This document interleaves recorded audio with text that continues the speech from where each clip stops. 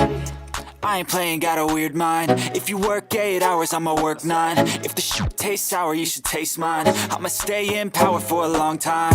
Get up, nah, I ain't a quitter. Toss me the ball, I'm a really big hitter. Big picture, I'm a straight killer. Rising the song to the highest bidder. Got juice, got gas. Hello everyone, Charles Walhingford back again.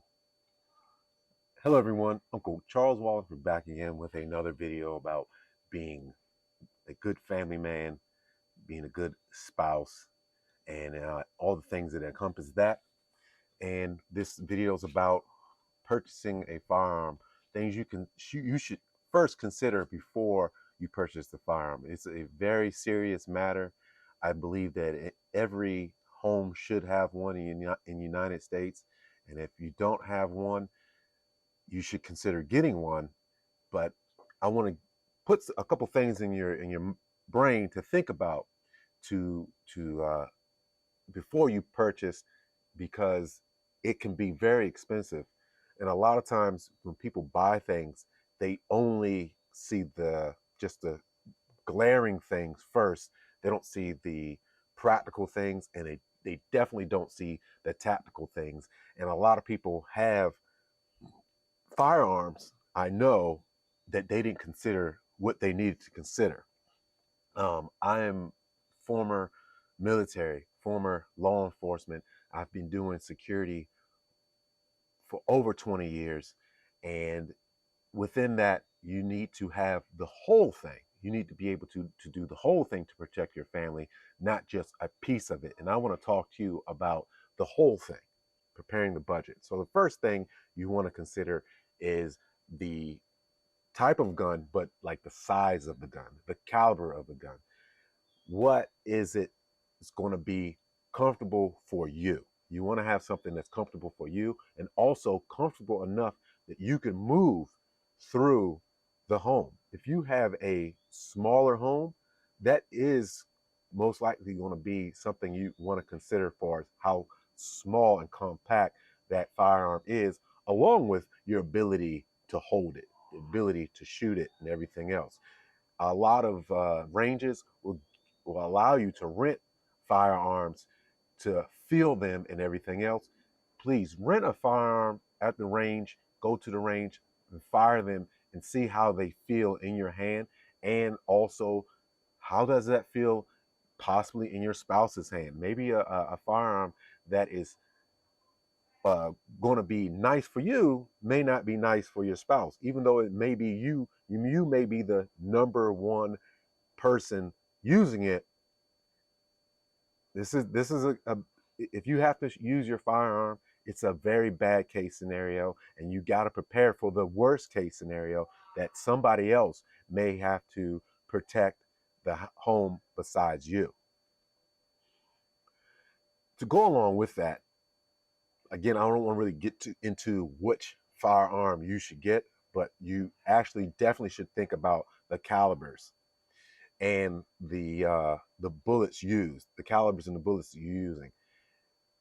One of the things you really want to consider is a term called pass-through.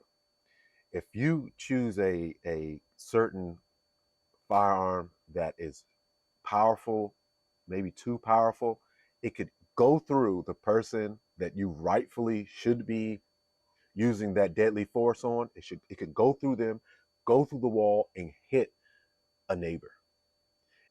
If you can afford to buy the gun, but you can't afford to buy the cleaning kit, you can't afford to buy the gun. You need a cleaning kit. You need to keep that gun well maintained, and you should not have a dirty, maybe even rusty firearm when you absolutely need to use it. You need to have something that you know you can count on, and you're setting yourself up that that firearm is ready to go, and you need to have a cleaning kit. What goes along with that cleaning kit is a case. I've seen far too many people who don't have a carrying case for that firearm. That's wrong. That's absolutely wrong. Why? Because you need to transport that firearm to the range, back and forth, or where you're going, because you need to be proficient. And we'll get into the training part of that too. That's another consideration that we're going to talk about in a second. But the next thing is a safe. I think that I recommend and think that safes are a really good bet because you don't want the wrong people to get a hold of that firearm. And usually the wrong people or people in your home that are not equipped to use that firearm. We've seen sad videos on YouTube, sad video and news stories about young children killing themselves and shooting their own parents, most likely because they did not have it in a good safe. And the safe needs to be in a place where you can access it easily. You need to be able to access that firearm as quick as possible, as smooth as possible. At the same time, the people who shouldn't be able to access that firearm should not be able to access it. And the last thing, as I said before, training.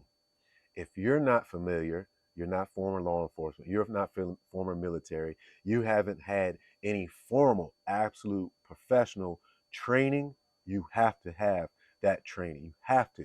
If you can't afford that training, you can't afford the firearm.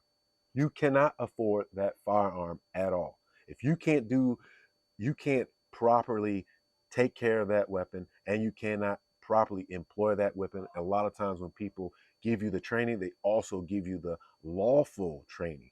You can't just shoot somebody.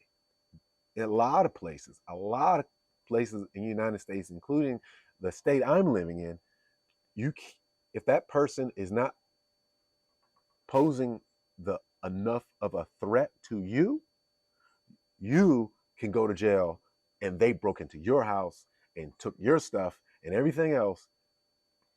They can't they can sue you for protecting your family if you don't do it right. And a lot of that formal training will teach you the lawful way to use that deadly force that firearm will give you.